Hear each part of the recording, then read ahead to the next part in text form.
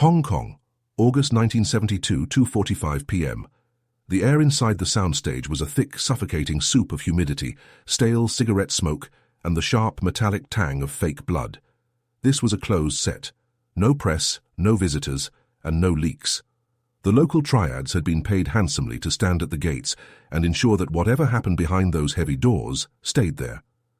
In the world of 1970s Hong Kong cinema, the schedule was the only god anyone worshipped. The film had to keep moving, the reels had to keep spinning, and the budget was a hungry beast that didn't care who it devoured.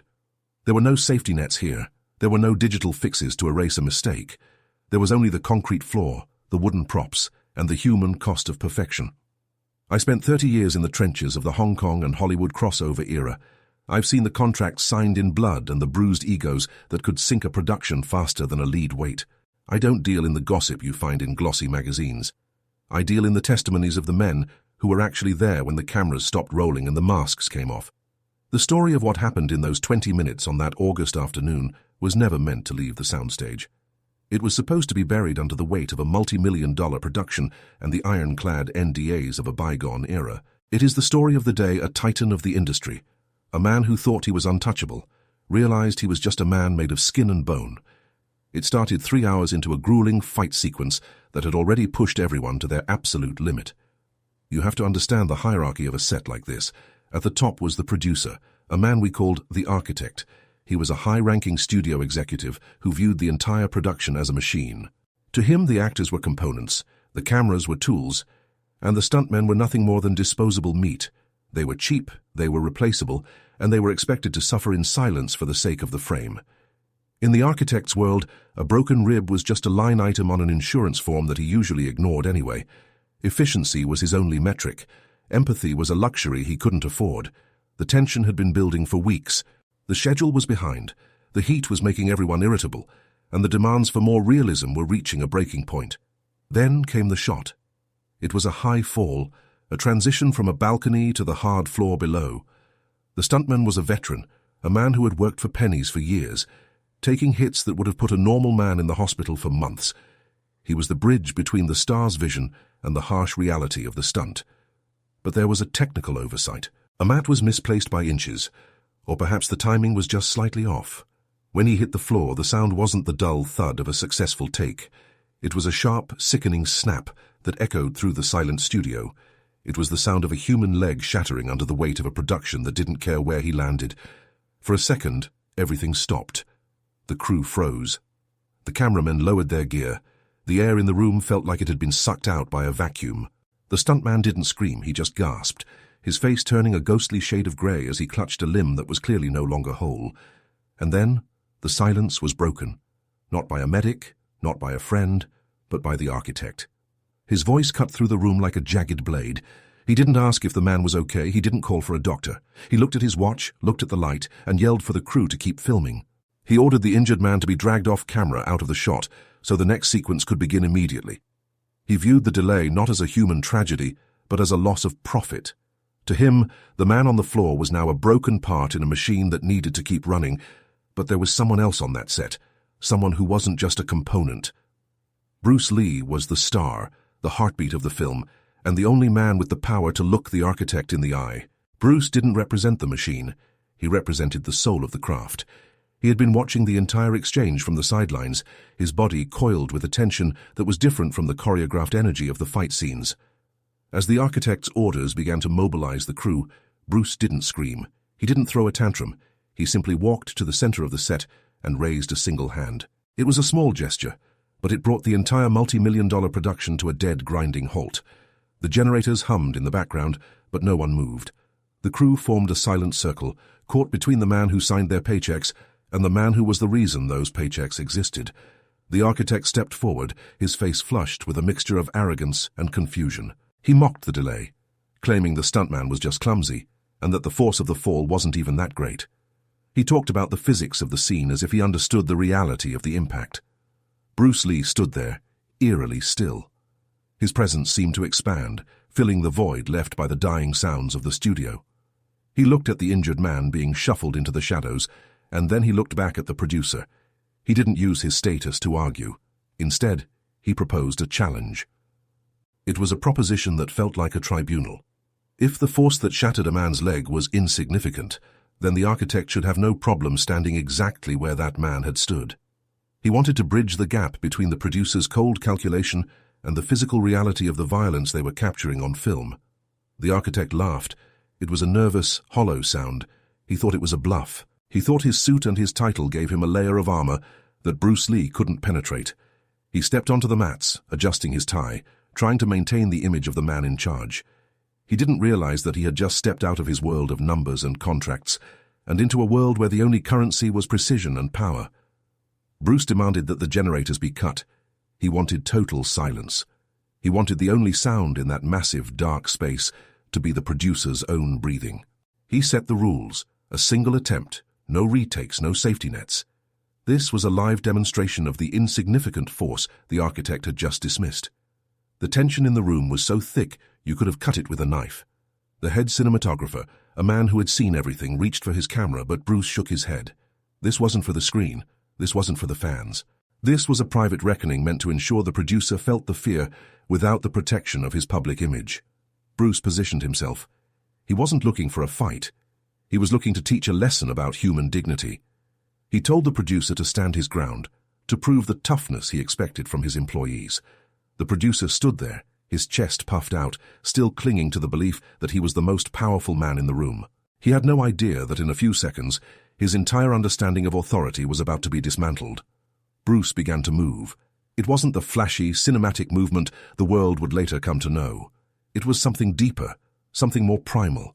He settled into a stance that seemed to anchor him to the very foundation of the building. He explained the 1-inch limit. He promised to deliver a strike that would stop exactly 1 inch from the producer's chest. It was a test of absolute control against absolute arrogance. The producer's smirk began to falter as he realized that there were no stunt doubles here. There were no edits. If Bruce's hand didn't stop, the architect's ribcage would become the next line item on the insurance form. The air in the studio suddenly felt very thin. The crew held their breath. The only thing moving was the sweat rolling down the producer's forehead. He was staring into the eyes of a man who understood the physics of violence better than anyone on the planet. For a few seconds, nobody breathed. The architect realized he was out of his depth. He was a child playing with a nuclear reactor, and the reactor was currently staring him in the face. But pride is a powerful thing, and the architect refused to back down, still convinced that this was all just a parlor trick, a bit of actor's bravado meant to intimidate him. He was wrong. And the detail that matters most is what happened the moment Bruce Lee's lead hand began its journey toward the producer's heart. The lead hand didn't just move, it vanished. In the vacuum of that silent soundstage, there was no warning. There was no wind-up, no shift in the shoulders, and no telegraphing of intent. To the 50 or so crew members watching, it looked as if Bruce Lee's arm had simply ceased to exist in one position and reappeared in another. This was the ghost strike. It was the moment where the physics of the human body seemed to break under the pressure of pure, disciplined will. The architect didn't have time to flinch. He didn't have time to raise a hand or even close his eyes. Bruce's knuckles stopped exactly 1/16 of an inch from the producer's temple. It was so close that the shockwave of displaced air actually ruffled the man's perfectly groomed hair, sending a visible tremor through his cheek. For a heartbeat, the producer stood frozen, his eyes wide and vacant, his brain struggling to process the fact that a lethal force had just bypassed every one of his survival instincts.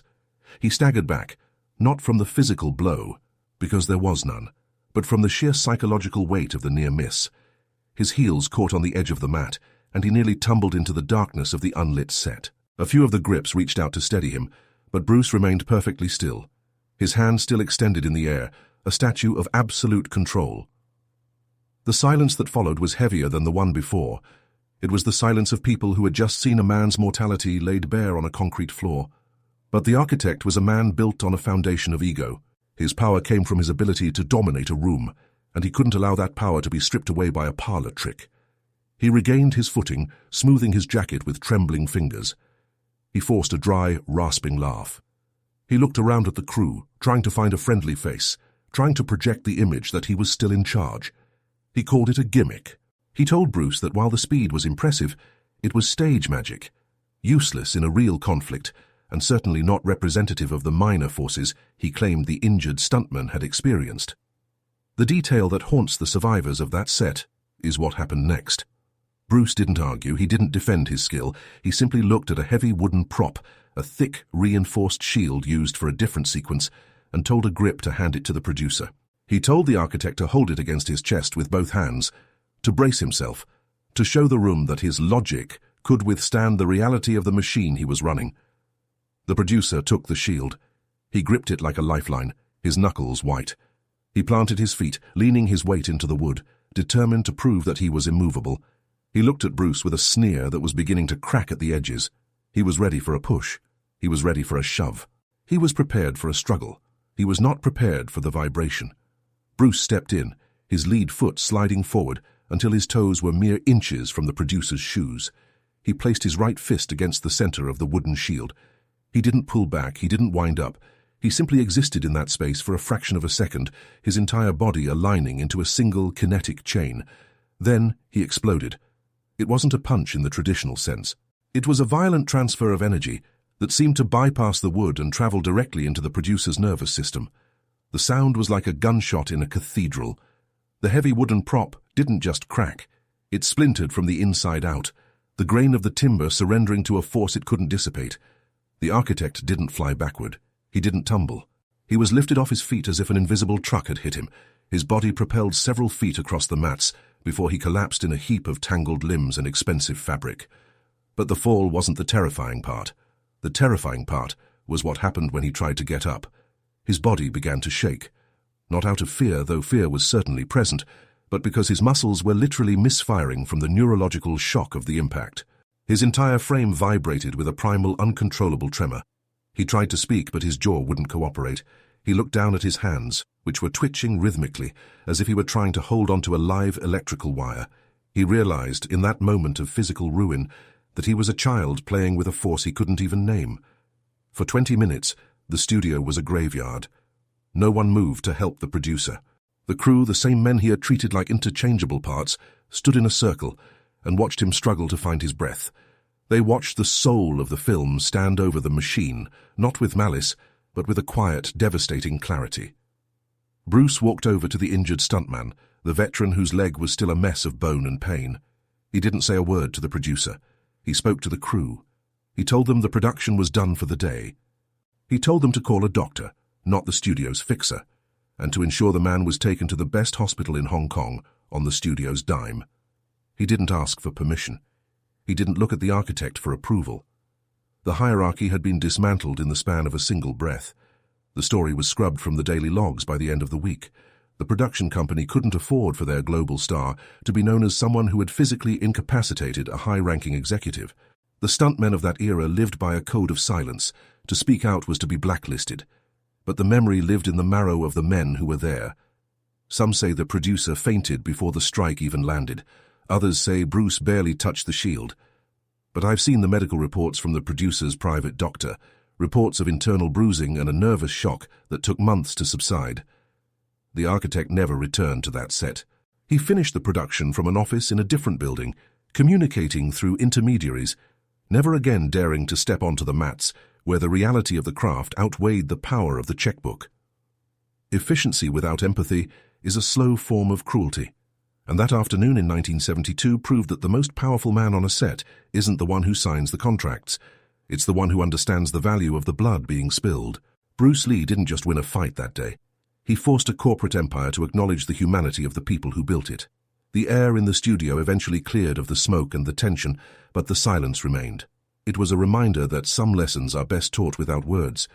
The world may doubt the legends, and the studio may burn the records, but those who stood in that circle never forgot the day the machine broke. Because when the cameras stop rolling, the only thing that matters is how you treat the man standing next to you, and that is a truth that no producer, no matter how powerful, can ever truly bury.